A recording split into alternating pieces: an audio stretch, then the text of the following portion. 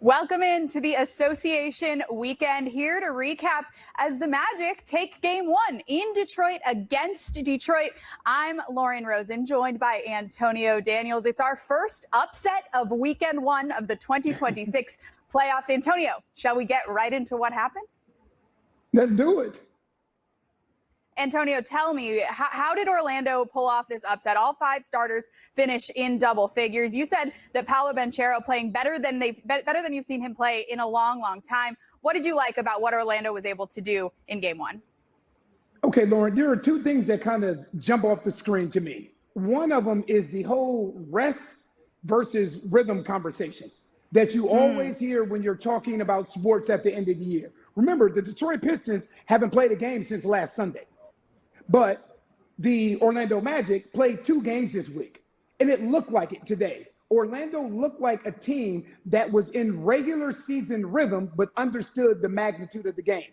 The Detroit Pistons, on the other hand, you can tell by the start of the game, they look like a team that was trying to find that rhythm that they had to end the regular season. You can't simulate these games in practice. You can't simulate it. Orlando looked like a team that was in rhythm, and the Detroit Pistons looked like a team that was somewhat rusty from the jump. You're taking a look at Cade Cunningham. He is indeed back, and you mentioned sort of the way that they're going to need to find a little bit of a rhythm. A reminder that Cade missed a significant chunk of the end of the season due to that collapsed lung, right? So what did you see from him? He does finish with a game-high 39 points, 5 rebounds, 4 assists, but not quite enough. Like you said, not quite humming the way that this Pistons team has this season when it's at its best. And the thing is, when you come to this part of the season, Lauren, you're not really concerned with the stars. The stars are going to show up. There's a reason why they are who they are. There's a reason Cade Cunningham is in the MVP conversation. He's not the guy that you're worried about. He's going to show up every single night. But it's on him to kind of get everybody involved, to set the tone. And when you look at this Detroit Pistons team all year, this is a team that operated out of defense. That's their identity. That's who JB Bickerstaff is. And they never really took the Orlando Magic out of what they wanted to run. This is the best, as you just said, Lauren. This is the best to me that Paolo Banchero has looked in months. And the Orlando Magic are going to go as Paolo Banchero goes, plain and simple. So when Banchero is at this level, right, and the rest of the starters are able to move around him the way that they were able to tonight, let's take a quick pass through those guys. Franz Wagner, 19.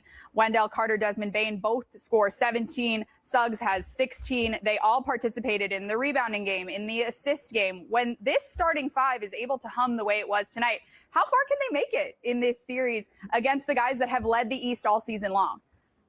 Well, I think they can make it a competitive series because the most difficult teams to guard in this league are balanced teams that are balanced across the board. And when Paolo Banchero is playing like this, he now becomes a gravity guy. By gravity guy, I mean you can't simply guard him with one guy. Now you have to tilt the floor toward him. The moment you tilt the floor toward him, that makes the game stress-free for everybody you just named. Jalen Suggs, Franz Wagner, Wendell Carter.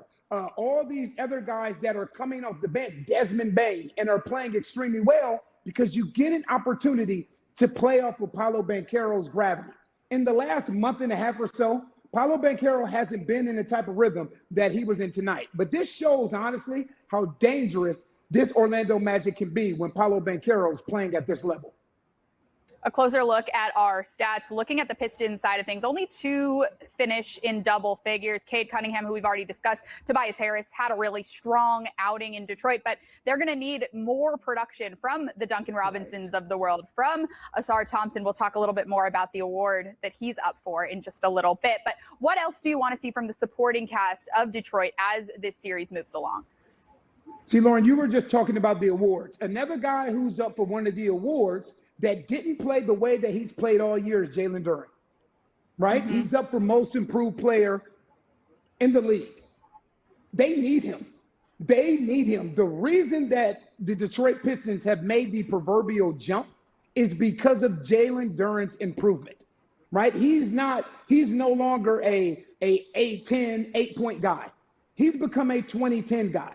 And again, like we talked about what the Orlando Magic need to be successful, for the Detroit Pistons to be successful, it cannot be all on Cade Cunningham's shoulders. It can't be. They need that two-man game, that Jokic Murray that has now become Cunningham and Duren.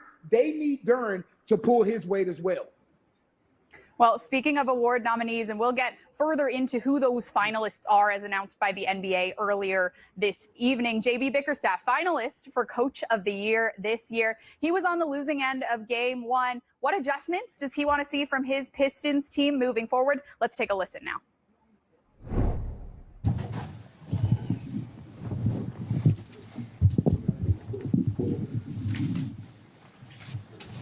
JB, felt like the team just came out flat tonight. Where did you identify where the team went wrong tonight? I thought we were a little just rusty to start. Coming out, giving up a 35-point quarter. That's not typical for us. I felt like we were just chasing them all night. We made some runs to get ourselves back in the ball game. Defensively, I didn't think we were our best. Critical, errors, mistakes that they made us pay for. Getting back to the use of playing at NBA speed, I think, got us a little bit tonight. Hey, Coach, from your point of view, what do you think made it difficult for Jalen Duren to get things going tonight? They packed the paint in. They're going to put a bunch of bodies in the paint to try to make it difficult on him.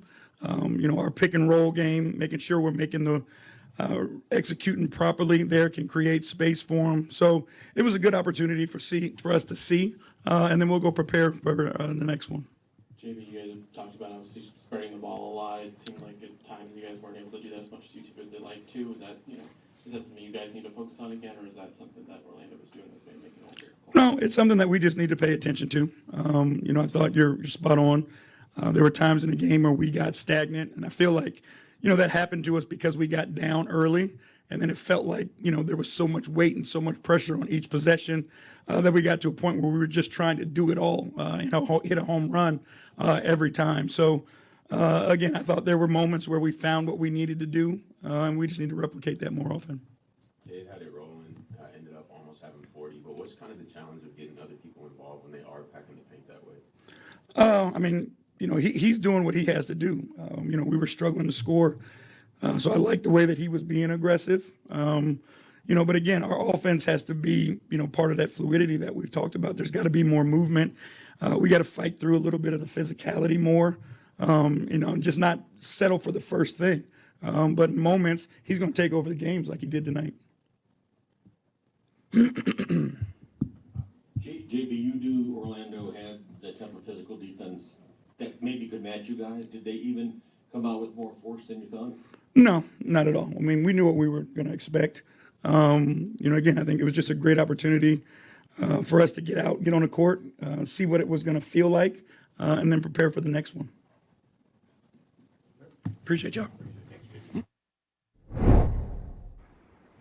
Antonio, Orlando was in the driver's seat all night tonight in the Motor City. But if you look at what Detroit did, they hung around all night long. They kept it competitive. What do they need to do to get over the hump, though, as they maintain home court in Game 2? I'll say this, Lauren. I think the Detroit Pistons will be fine because if you notice, one of the first probably 5 words out of Coach Bickerstaff's mouth was rusty. And the thing, you can scrimmage all week long, but you can't simulate a playoff atmosphere. And now he said they were trying to catch up to the speed of the game. Now I think they're okay. Sometimes you just gotta run this out. You got to get that second win. You have to get it out. I would see the Detroit Pistons from here on out in the rest of the series being okay. Because, again, you can't simulate a playoff atmosphere. You have to get out there and work the rust off. We'll see how Game 2 looks. But I felt like Detroit, after chasing that game all night, worked that rust off.